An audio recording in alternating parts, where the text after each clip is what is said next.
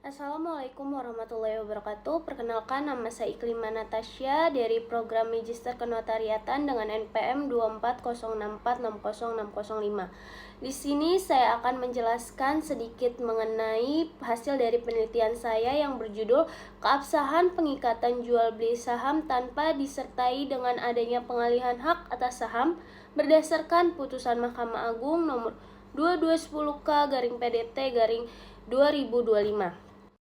Metodologi yang saya gunakan merupakan metodologi penelitian hukum yang fokusnya pada penelitian serta peraturan perundang-undangan dan juga literasi hukum. Dalam hal ini, sifat penelitian saya adalah eksplanatoris, yang dimana mengkaji dan memperkuat penelitian sebelumnya, serta bahan-bahan hukum yang saya gunakan merupakan data sekunder.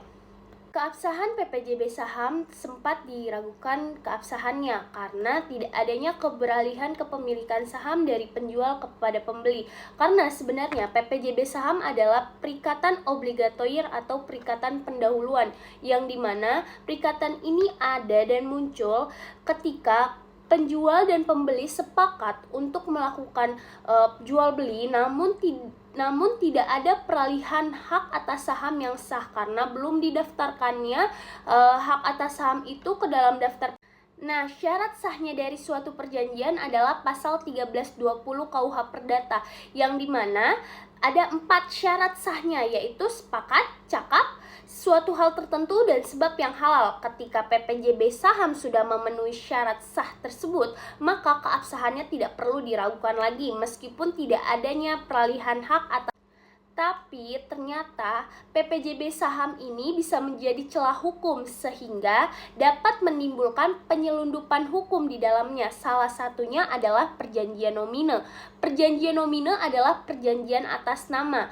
Tidak ada pengaturan secara spesifik sebenarnya mengenai perjanjian atas nama atau nomine ini. Tetapi pasal 33 ayat 1 dan 2 mengatakan karakteristik dari perjanjian nomine yang dilarang adalah apabila terdapat warga negara asing di dalamnya, yang dimana berarti jika perjanjian nomine itu dikatakan dilarang apabila ada warga negara asing yang menjadi subjek atau pihak yang melakukan perjanjian pinjam nama tersebut kepada warga negara Indonesia, sehingga novelty dari perjanjian ini adalah ternyata tidak semua perjanjian nomine itu dilarang di Indonesia. Ada perjanjian nomine saham yang dilarang di Indonesia ketika terdapat karakteristik warga negara asing di dalamnya. Sehingga putusan Mahkamah Agung nomor 2210K/PDT/2025 yang mengesahkan kembali akta-akta tersebut karena hakim menilai tidak ada perjanjian nomine yang dilarang di dalamnya dan tidak memenuhi syarat dari nomine yang dilarang di dalam. Maka dari itu, notaris harus lebih waspada lagi terhadap peranannya dalam membuat akta. Jangan sampai akta yang dibuatnya termasuk akta yang diduga perjanjian nomine. Makanya, notaris harus melakukan 2 peranan sebelum membuat akta perjanjian nomine. Yang pertama, peranan preventif, yaitu notaris harus mengetahui dan mengecek kembali identitas para pihak yang menghadap kepadanya, apakah pihak tersebut adalah orang yang berhak untuk melakukan perbuatan hukum. Yang kedua, notaris harus memberikan edukasi tentang perbuatan hukum yang akan dilakukan oleh para pihak sehingga para pihak tahu akibat dari perbuatan hukumnya.